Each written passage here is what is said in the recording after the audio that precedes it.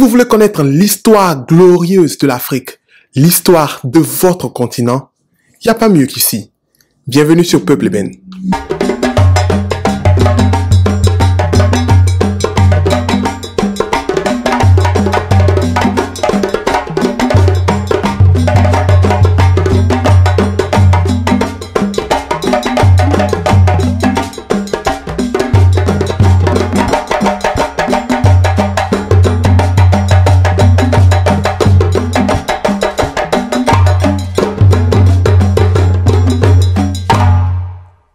Salut à tous, j'espère que vous allez bien.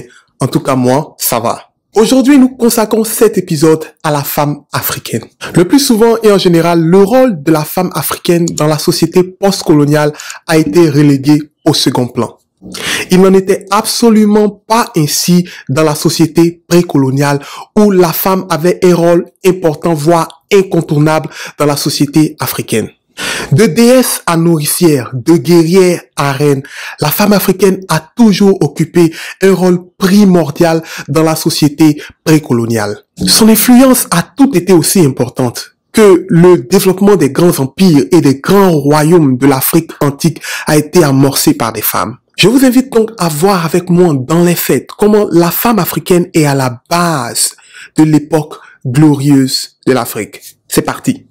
Entre le 15e et le début du 19e siècle, le rôle des femmes en Afrique variait selon les régions. Parmi certains groupes dont les cultures valorisaient le côté matrimonial de leur famille, les femmes occupaient des postes de pouvoir et d'autorité. Dans les régions d'Afrique à prédominance islamique cependant, les femmes étaient respectées mais considérées comme socialement inférieures. Historiquement, la plupart des idées des femmes en Afrique avant le XVIe siècle provenaient des légendes et de la reconstitution des découvertes historiques. Mais l'arrivée d'Européens qui ont voyagé et écrit sur leurs expériences en Afrique a laissé aux historiens une trace écrite de la façon dont, aux yeux des Européens, les femmes vivaient et étaient perçues par leur famille, leur village et leur père.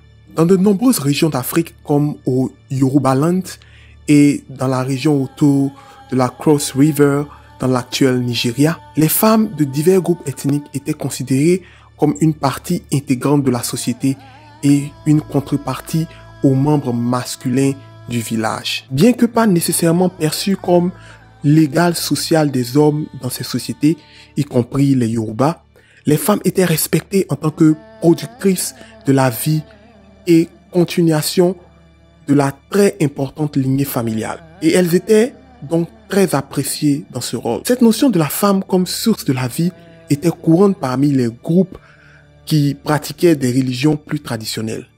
Parmi ces groupes, la femelle était liée à la fertilité et à l'abondance et était souvent représentée par des symboles de la terre, de la lune et de l'eau. Dans certaines régions d'Afrique, la naissance d'une fille est un motif de réjouissance, car les filles peuvent se reproduire et assurer la croissance de la famille.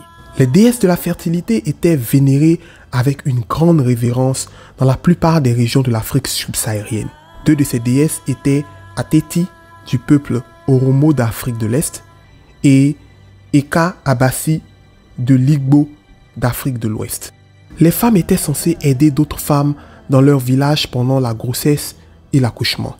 Par exemple, parmi les Maasai de la Tanzanie et du Kenya actuel, les femmes ont utilisé l'art du massage pour s'assurer que l'enfant à naître était correctement positionné dans l'utérus pour une naissance en bonne santé.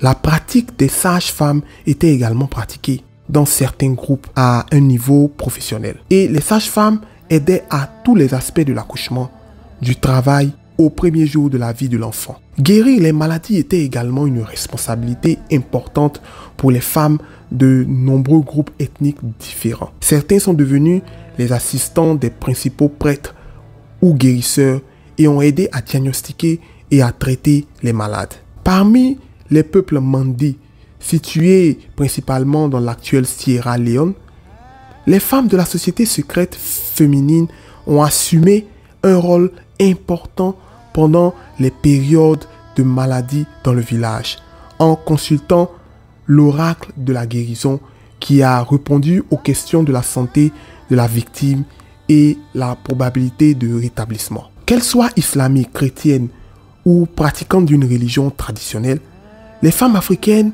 précoloniales travaillaient dur et étaient le plus souvent impliquées pour aider les hommes dans divers aspects du travail quotidien de la maison et du village. Cela incluait la collecte de bois, de chauffage et d'eau. Parmi les peuples dont la religion n'interdisait pas aux femmes de manipuler les animaux, d'aider à l'entretien du bétail. Dans la plupart des groupes, alors que les hommes étaient responsables de la chasse aux proies et de la pêche, les femmes étaient responsables de la culture et de la cueillette des racines et des légumes. La préparation des aliments était peut-être la tâche domestique la plus importante et les femmes devaient sécher les fruits et la viande et piler les céréales pour la fabrication du pain et de la bière.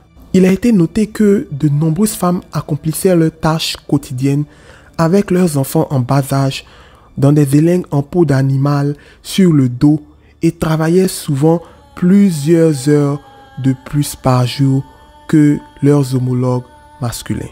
Dès leur plus jeune âge, les femmes ont également appris les techniques de la vannerie, de la poterie et du filage et de la teinture des tissus.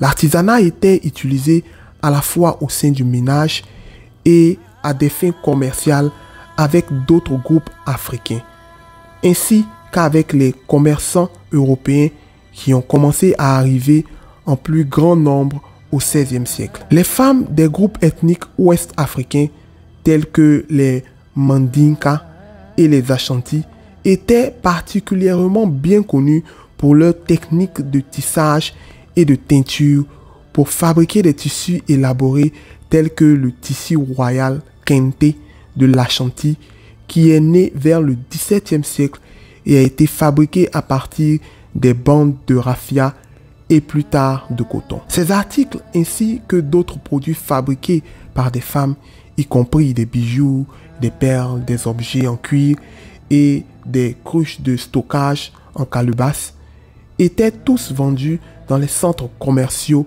par des hommes et des femmes au profit de leur économie respective. En Afrique de l'Ouest, il y avait aussi des femmes qui ont participé au commerce de l'or en exploitant de la poussière d'or pour les Néerlandais et les Anglais au XVIIe et XVIIIe siècle. Bien qu'elles n'aient été autorisées à travailler que 6 semaines par an, ces femmes ont réussi à se procurer un revenu grâce au travail fastidieux et souvent décevant de l'extraction de l'or. Parmi les Yoruba, les femmes connues sous le nom de Iyalade se sont confié la responsabilité importante de protéger les femmes qui vendaient des marchandises sur les marchés. Contrairement aux femmes de ces sociétés, les femmes ont occupé un rôle social très différent au sein des groupes islamiques d'Afrique du Nord, du Soudan et d'autres parties de l'Afrique de l'Ouest et de l'Est. Au départ, peu de choses ont changé en ce qui concerne le rôle complémentaire des femmes par rapport aux hommes de leur groupe et leurs tâches hors du foyer. Cependant, à mesure que l'islam devenait de plus en plus enraciné dans certaines sociétés africaines, les femmes étaient reléguées à des rôles secondaires beaucoup moins prestigieux dans leur société. Certaines libertés personnelles telles que le droit d'une femme de quitter sa maison sans l'autorisation de son mari ont été considérablement diminuées. Alors même que les principes de l'islam permettaient de grands progrès dans les domaines de l'érudition et du commerce, la religion appelait également à une société patriarcale forte dans laquelle les femmes avaient peu de fonctions en dehors du foyer immédiat. L'Afrique contient de nombreuses légendes et récits de femmes soldats et guerrières qui ont combattu avec ou sans la compagnie d'hommes avec succès et notoriété. 2 de ces femmes notables étaient la reine Nzinga entre 1581 et 1663, qui régnait dans l'actuel Angola, et la reine Amina entre le 15e et le 16e siècle, impératrice de l'État Hausa du Zaria au Nigeria, connue pour maintenir la liberté de son peuple vis-à-vis des Portugais.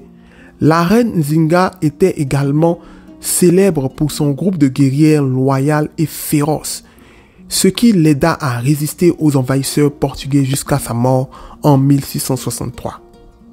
Amina, elle aussi, était réputée pour sa perspicacité militaire et des tactiques politiques qui ont aidé à étendre les frontières de son pays jusqu'à la côte atlantique. Les reines Nzinga et Amina n'étaient pas les seules guerrières notées en Afrique. Au Congo, par exemple, pendant les années 1640, la reine Linga, armée d'une épée, d'une hache, d'un arc et des flèches, dirigea les forces de femmes guerrières contre les Portugais. Peu de temps après, au XVIIIe siècle, le héros de la Namibie moderne fut dirigé par la reine guerrière Kekire, qui combattit avec succès les esclavagistes britanniques. On peut citer au Soudan ancien les Kandas, qui ont régné 600 ans, entre moins 1300 à plus 1300. Elles étaient réputées comme de grandes bâtisseuses et de redoutables guerrières. La plus célèbre d'entre elles était Amani Shaketo, qui mit en déroute les envahisseurs romains sous le règne d'Auguste César. C'étaient des femmes puissantes et très indépendantes. On peut citer aussi une femme africaine du Soudan ancien ou d'Éthiopie, ou encore Belkris pour les Arabes. Un passage de la Bible nous apprend qu'elle rendit visite au roi Salomon, roi des Hébreux, vers l'an 1000 avant Jésus-Christ. L'enfant qu'elle porta de lui par leur union, Ménélélique, entama la lignée des rois éthiopiens Salominides, qui marqua une interruption de 300 ans et continua droit jusqu'au dernier roi, s'étendant de moins 1000 à plus 1000, en soit 2000 ans où les femmes africaines régnèrent dans cette région de l'Afrique. En Égypte, ou Kemet, on peut citer comme femme africaine célèbre Moakare, actuellement Makura, Hatshepsut, régente de Thutmose III, puis pharaon d'Égypte par la suite. Mérinette de la première dynastie, entre moins 3100 et moins 2890. Mankare, communément appelée Nikotris par les Grecs. Amosé Nefertari Meremut, la reine Tiyi de mère soudanaise, fille de Touya et de Yuya. Elle épouse d'Amenophis III, avec lequel elle eut le célèbre pharaon Neferkhéperouré Amenhotep, ou Amenophis IV, c'est-à-dire tout simplement Akhenaton. Citons pour terminer la reine Néferu-Iti, mot à mot la belle souveraine, ou encore appelée Néfertiti, mariée à Akhenaton, avec qui elle eut 5 filles. Et finalement, la reine Cléopâtre, lors de l'occupation grecque de l'Égypte, de mère soudanaise elle aussi. Les princesses, les reines et les reines-mères ont également joué un rôle important dans de nombreux royaumes d'Afrique avant l'ère coloniale. Les écrivains européens qui ont visité certains des puissants royaumes africains au XVIIe et XVIIIe siècle ont décrit en détail le rôle des femmes favorisées dans les cours royales. Dans l'empire du Wolof, situé dans l'actuel Sénégal par exemple, un certain nombre de femmes occupaient des postes élevés dans les palais. La reine Wolof possédant apparemment pratiquement les mêmes droits que le roi lui-même. Au-delà de cela, dans de nombreuses régions d'Afrique, les filles d'un chef ou d'un roi possédaient des richesses considérables et avaient de nombreuses opportunités qui s'offraient à elles. Chez les Congo, les princesses avaient le droit de forcer leur mari à rester monogame pendant leur mariage. La succession à des postes d'autorité de la lignée maternelle était une pratique courante dans l'empire du Mali et dans l'empire Ashanti au Ghana d'aujourd'hui, où la royauté a été transmise au fils de la sœur du roi au lieu du fils du roi lui-même. Le matriarcat ou système matrimonial se définit donc comme un régime juridique ou social en vertu duquel la parenté se transmet par les femmes. La seule filiation légale étant la filiation maternelle. C'est le régime où la femme a un rôle prépondérant et qui ne reconnaît que l'ascendant maternel. Cette pratique du matriarcat était même pratiquée dans l'ancienne Égypte antique. C'était donc dans la période précoloniale, le système juridique prépondérant. Aujourd'hui, grâce aux découvertes archéologiques dans la vallée du Nil et au déchiffrement des hiéroglyphes sur les monuments et les stèles et les tombes aussi, l'on se rend compte que la femme occupait non seulement des rôles de pouvoir mais aussi de prestige. Ce qu'a confirmé le professeur sénégalais Cheikh Anta Diop. Et même si les princesses ont joué un rôle important, ce sont les reines et les reines-mères qui ont la plus haute estime dans la plupart des cours royales africaines.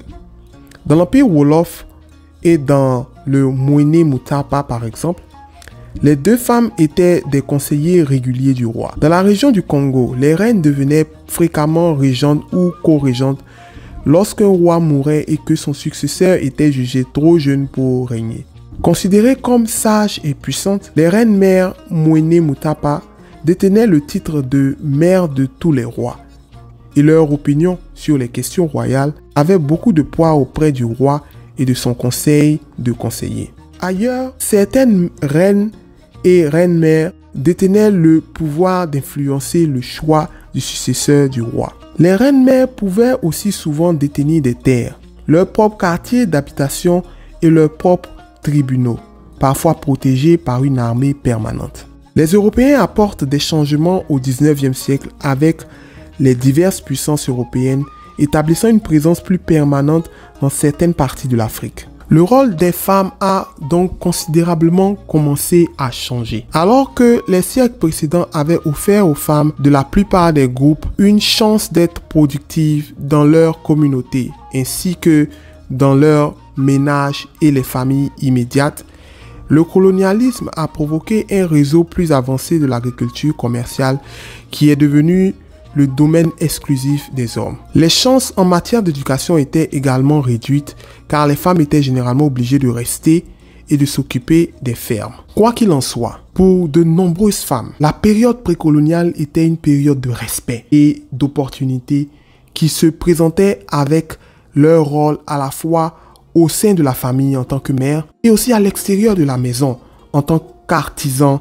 qualifiés, d'agriculteurs, de guérisseuses, de guerrières et de reines. En conclusion, nous pouvons dire que le rôle de la femme dans la société précoloniale s'étendait à tous les domaines de la société, que ce soit dans la maison, c'est-à-dire dans la famille en ce qui concerne le ménage, dans le fait de prendre soin de la famille, des enfants, et encore dans le fait de défendre leurs terres, leurs ancêtres, c'est-à-dire dans leur rôle de guerrière, mais surtout dans leur rôle de régente. La femme africaine dans la société précoloniale a joué un rôle prépondérant, voire indispensable dans le développement de tous ces empires et de tous ces royaumes que nous connaissons. Mais encore et même aujourd'hui, dans notre société moderne, la femme continue de jouer un rôle prépondérant dans la société moderne africaine. Mais au-delà de l'économie, la femme a un rôle indispensable à jouer dans la politique et même dans la politique de développement